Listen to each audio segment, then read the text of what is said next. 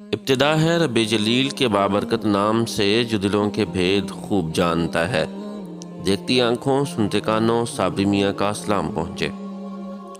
ناظرین محترم، جب حضرت قطب الدین بختیار کاکی رحمۃ اللہ علیہ کی وفات ہوئی تو کوہرام مچ گیا۔ جنازہ تیار ہوا، ایک بڑے میدان میں جنازہ پڑھنے کے لیے لایا گیا۔ مخلوق بڑی تعداد میں جنازہ پڑھنے کے لیے نکل پڑی تھی۔ انسانوں کا ایک سمندر تھا جو حد نگاہ تک نظر آتا تھا۔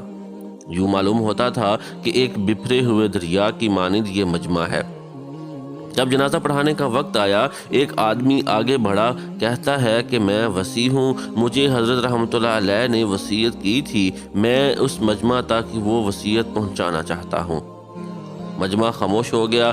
وصیت کیا تھی؟ خواجہ قطب الدین بختیار کاکی رحمۃ اللہ علیہ نے یہ وصیت کی کہ میرا جنازہ وہ شخص پڑھائے جس کے اندر 4 خوبیاں ہوں۔ پہلی خوبی یہ ہے کہ زندگی میں اس کی تکبیر اولیٰ کبھی قضا نہ ہوئی ہو۔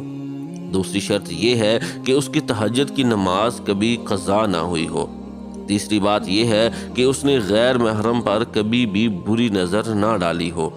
چوتھی بات یہ ہے کہ اتنا عبادت گزار ہو حتیٰ کہ اس نے عصر کی سنتیں بھی کبھی نہ چھوڑی ہوں۔ جس شخص میں یہ 4 خوبیاں ہوں وہ میرا جنازہ پڑھائے۔ جب یہ بات کی گئی تو مجمع کو سانپ سونگھ گیا، سناٹا چھا گیا، لوگوں کے سر جھک گئے۔ کون ہے جو قدم آگے بڑھائے؟ کافی دیر ہو گئی، حتیٰ کہ ایک شخص روتا ہوا آگے بڑھا، حضرت قطب الدین بختیار کاکی رحمۃ اللہ علیہ کے جنازے کے قریب آیا، جنازے سے چادر ہٹائی اور کہا، قطب الدین، آپ خود تو فوت ہو گئے، مجھے رسوا کر دیا، میرا راز کھول دیا۔ اس کے بعد بڑے مجمع کے سامنے اللہ کو حاضر و ناظر جان کر قسم اٹھائی، میرے اندر یہ 4 خوبیاں موجود ہیں۔ لوگوں نے دیکھا یہ وقت کا بادشاہ شمس الدین التمش تھا۔ اگر بادشاہی کرنے والے دینی زندگی گزار سکتے ہیں تو کیا ہم دکان کرنے والے یا دفتر میں جانے والے ایسی زندگی نہیں گزار سکتے؟